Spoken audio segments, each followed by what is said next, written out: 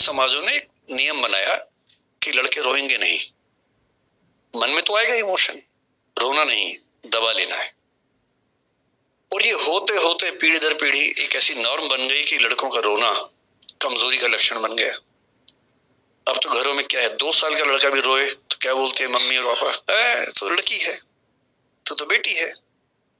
और उसको इसमें 2 बात समझ में आती है, एक तो एक ही गलत है, दूसरा लड़की होना लड़का होने से खराब बात है।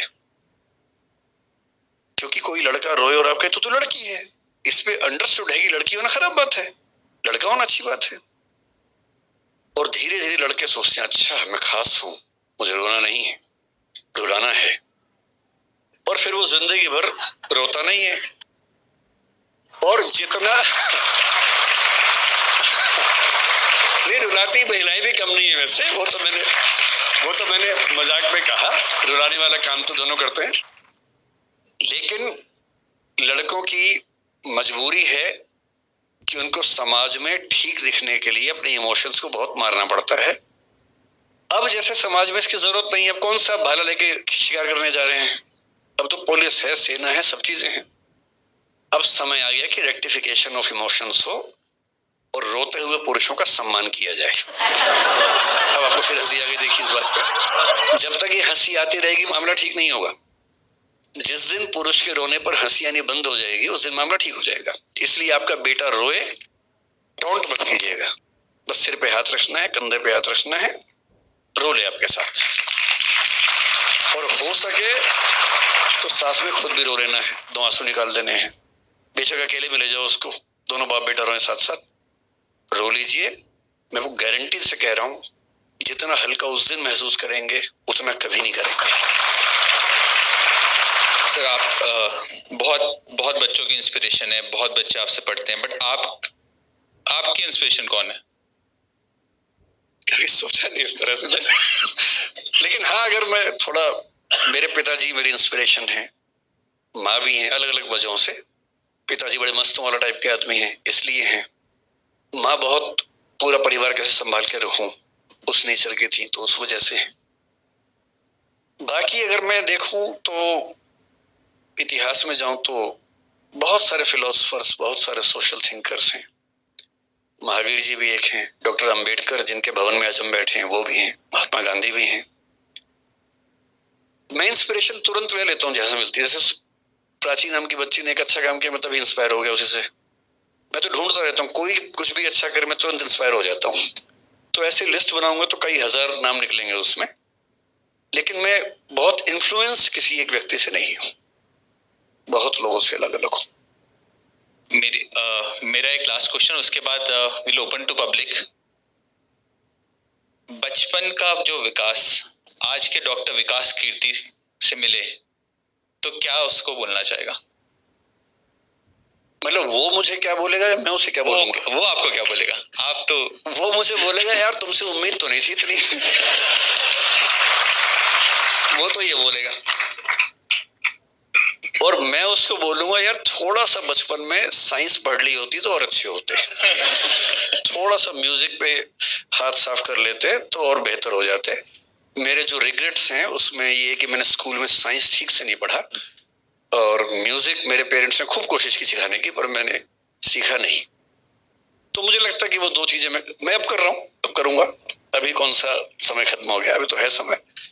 तो मैं, इंस्पिरेशन की बात हुई, मेरा अभी लेटेस्ट जो नए दोस्त बने उनमें एक दोस्त आमिर खान, जो फिल्म सितारे हैं, बड़े अच्छे दोस्त बन गए मेरे।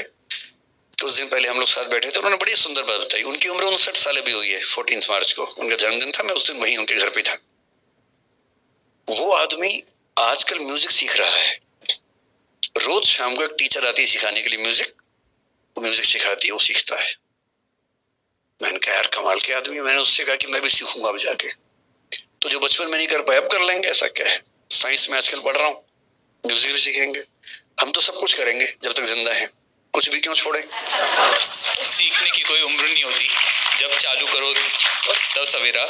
तो अब मैं क्वेश्चन यहाँ पे पब्लिक से लेना चाहूंगा। सबसे पहले can we have the mic? नमस्कार साहब, आपकी तारीफ तो जितनी भी की जाए कमी है, क्योंकि आज जिस हिसाब से सेकंड जनरेशन के लोग भी यहाँ आए हैं, बच्चे जो आपसे बहुत ज़्यादा इन्फ्लुएंस से आए हैं, तो वो आपका अट्रैक्शन हम समझ सकते हैं कि कितना मजबूत है इस फैकल्टी में। मेरा एक सोच था जो मैं आपसे थोड़ा क्लैरिटी चाह रहा हूँ। नारायण मूर्ति जी ने इन्फोसिस फाउंड किया, सर्टेन प्रिंसिपल और वैल्यू सिस्टम को लेके करा, उसका उन्होंने टेक ओवर किया मिस्टर सिक्का ने, और उन्होंने भी कोशिश करी कि कुछ चलाने की कोशिश करें, बट उन्होंने माइनर चेंजेस किए for succession of the company. लेकिन वो मिस्टर नारायण मूर्ति को ठीक नहीं लगे कि बोले जो मैंने वैल्यू सिस्टम एक बना दिया है इस कंपनी के लिए, उस वैल्यू सिस्टम पे ये काम नहीं हो रहा है, और he was forced to resign. तो उसमें बहुत ज़्यादा कंट्रोवर्सी हुई, सब लोगों की डिफरेंट ओपिनियन थी। आपकी इसमें क्या ओपिनियन है कि whether mister Narayana Murthy was right और मिस्टर सिक्का वाज राइट? मतलब प्रॉब्लम ये है कि मुझे बहुत डिटेल में पता नहीं है कि वहाँ क्या हुआ, इसलिए मैं स्पेसिफिक कमेंट तो नहीं कर पाऊंगा। अगर वो वैल्यू सिस्टम मुझे पता हो और डेविएशन क्या हुआ तो मैं बता पाऊंगा। पर मुझे ये ज़रूर लगता है कि अगर कोई कंपनी किसी बेसिक वैल्यू सिस्टम पे बनी है और उसका प्रमोटर अभी भी उसका मेजर शेयर होल्डर अगर है, तो उसकी अप्रोच को तो मानना लाजमी बात है। और मेरा अपना मानना ये है, जैसे एक व्यक्ति का व्यक्तित्व होता है वैसे कंपनी का भी होता है, जिसको हम ब्रांड कहते हैं। और अगर कोई कंपनी अपने ब्रांड इमेज से, अपने वैल्यू सिस्टम से दूर जाएगी, तो नजदीक में दिखे ना दिखे दूर जाके नुकसान उसका होगा जरूर। तो यही चीज तो रोज फैमिली में होती है साहब। पेरेंट ने एक वैल्यू सिस्टम बना दिया, बेटा उस वैल्यू सिस्टम को नहीं करना चाह रहा, वो अपना डिविएट कर रहा है। तो यही तो जो आपने पेरेंटिंग बताया, उसमें यही तो आज इशू हो रहा है कि भाई मैंने एक एथिक्स बना दिए, एक मॉरल वैल्यूज बना दी, बट वो आज की जनरेशन के हिसाब से उनको लगता है कि नहीं, चेंज आना चाहिए। तो वहाँ पेरेंटिंग में कितना कॉम्प्रोमाइज करना चाहिए? इसमें ये बात अलग हो गई, ये ठीक वो बात नहीं।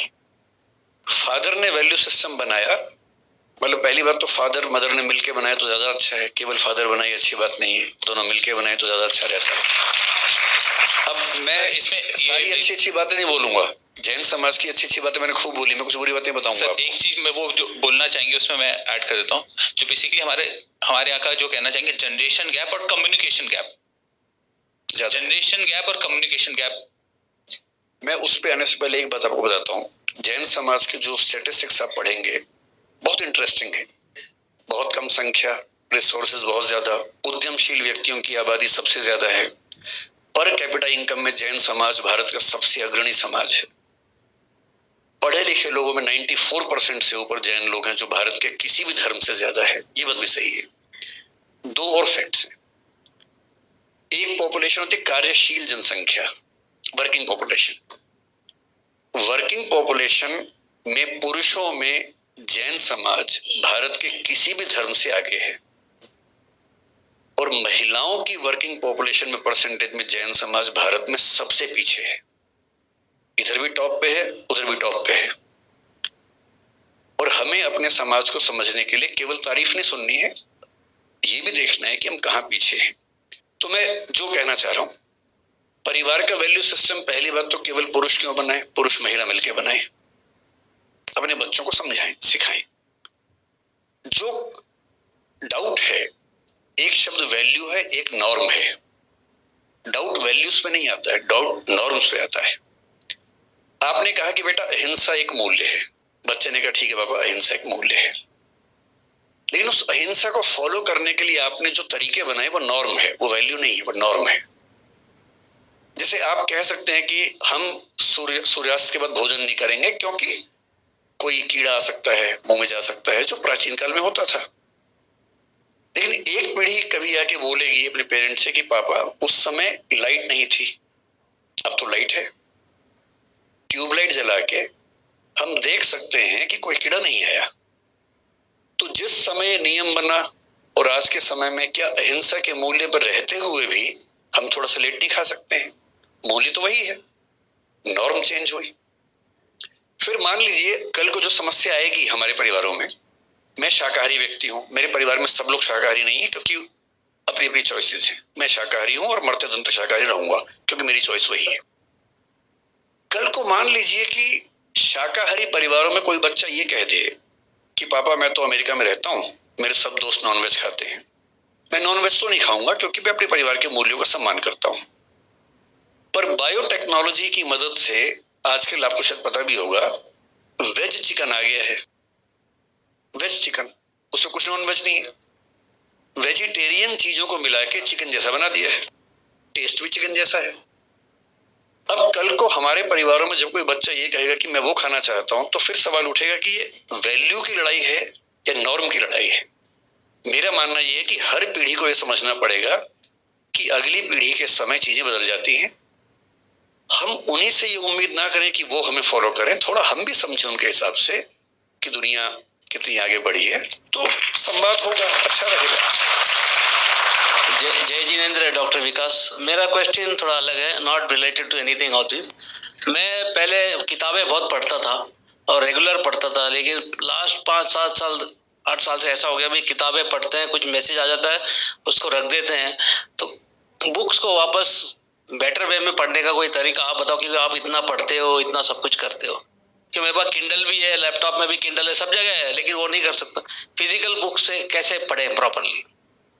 एक तो मैं पढ़ता कम हूँ, मैं दिखावा ज्यादा करता हूँ। मैं बहुत पढ़ता हूँ, मेरे बारे में परसेप्शन है कि मैं बहुत पढ़ता हूँ, मैं उतना भी नहीं पढ़ता हूँ, शौक है मुझे पढ़ने का। लेकिन देखिए, किताब पढ़ने के 2-3 तरीके हैं। एक तरीके से मैं किताबें खरीदता बहुत ज्यादा हूँ। अब मैं आजकल कॉन्शियसनेस को रिसर्च कर रहा हूँ, जो चेतना है, जिसको जैन दर्शन जीव कहता है, उसे कोई आत्मा कहता है। बौद्ध लोग मानते हैं कि आत्मा होती नहीं है, चेतना प्रवाह है। चारवाक कहते हैं कि ना चेतना प्रवाह है, ना आत्मा है, ना जीव है। हर दर्शन अलग बात कहता है, हर धर्म अलग बात कहता है। उन सबको मैंने पढ़ा है। अब मैं आजकल स्टडी कर रहा हूं कि साइंस क्या कहता है। और दुनिया के इतिहास में केवल 30-40 साल हुए हैं जब हमने ब्रेन पे रिसर्च करनी शुरू कर दी है। EEG जब पहली बार आया, उसके बाद से हम ब्रेन को स्टडी कर पा रहे हैं और हमें पता है कि ब्रेन में चीजें कैसे काम करती हैं। तो एक विचार आज के लिए आ रहा है कि शायद आत्मा नाम की चीज है ही नहीं, केवल ब्रेन में न्यूरॉन्स की एक्टिविटीज है। कुछ लोग नहीं मानते, कहते हैं कि आत्मा होती है। इस स्टडी को बोलते हैं कॉन्शियसनेस। इस पे बहुत रिसर्च चल रही है और मैंने पिछले महीने में कम से कम 5 बड़ी महत्वपूर्ण किताबें मंगवाई हैं, कोई अमेरिका से, कोई इंग्लैंड से, कोई कहीं से, कि उनको पढ़ूंगा। सामने रखी हुई है और मैं रोज 2-4 पेज पढ़ भी देता हूँ उसमें, सिर्फ इसलिए कि वो कंटिन्यूटी बनी रहे। ठीक से पढ़ने का एक ही तरीका है, क्योंकि जैसे आप व्यस्त रहते हैं, मैं व्यस्त रहता हूँ, मेरा फोन भी बजता है, ऑफिस के बहुत सारे काम होते हैं। मैं अध्यापक हूँ, साथ में मैं उद्यमी भी हूँ और हमारी कंपनी में करीब 2,500 लोग काम करते हैं। काफी ह्यूज चीजें हैं, तो मुझे उसमें बिजी रहना पड़ता है, वो भी करना होता है। अब पढ़ाई करते हुए फोन तो आता है, व्हाट्सएप भी आ जाता है, जरूरी काम भी आता है। तो 2 तरीके हैं। अगर किताब पढ़नी ही है तो 1-2 घंटे के लिए फोन को साइड में रख दीजिए, साइलेंट कर दीजिए। मैं तो ऐसा करता हूँ, अक्सर करता हूँ कि फोन को साइलेंट किया, एयरप्लेन मोड पे किया, कमरे के बाहर रखा और 2 घंटे पढ़ा। सबको बोल दिया कि 2 घंटे डिस्टर्ब मत करना, बहुत इमरजेंसी हो तो ही बताना। मेरे घर के लोग सम्मान करते हैं इस बात का। दूसरा तरीका आसान बताता हूँ आपको। अब मैंने जैसे पेरेंटिंग पे बात इन्होंने बोला, मुझे कोई ऐसी एक्सपर्टीज तो है नहीं, तो मैंने सोचा कि मैं देखूं कि क्या क्या दुनिया में इस पर पढ़ाई हुई है। तो मैंने कुछ किताबें मंगवा ली पेरेंटिंग पे, मोटी मोटी। अब वो भी रखी है सामने। मेरी टेबल पर लगभग 300-400 किताबें रखी हुई हैं इस समय, जो मुझे पढ़नी है। और अलमारी में 2000 अलग से हैं, जो अभी नहीं पढ़नी है, बाद में कोई पढ़नी होंगी, रखी बहुत सारी। और मैं खरीदता तुरंत हूँ, मुझे कोई किताब मिलती है मैं तुरंत खरीदता हूँ या मंगवा लेता हूँ उसको, ताकि मुझ पर दबाव रहे कि ये भी पढ़नी है। अब मैंने तरीका क्या निकाला, मैं ChatGPT पे गया। अब ChatGPT के जमाने में सारी मेहनत मैं ही करूंगा तो फिर मैं स्मार्ट कैसे हुआ। मैंने उससे पहला सवाल पूछा। मैं ChatGPT का पेड वर्जन यूज करता हूँ, वो थोड़ा ज्यादा स्मार्ट है, 4 अब 5 आने वाला है। मैंने उससे कहा, भाई पेरेंटिंग के बारे में दुनिया की सबसे अच्छी 10 किताबें बताओ कौन सी हैं। उसने 10 किताबों की लिस्ट दे दी। फिर मुझे क्या करना, मैंने कहा इन 10 के 10 का एसेंस बताओ, क्रक्स बताओ।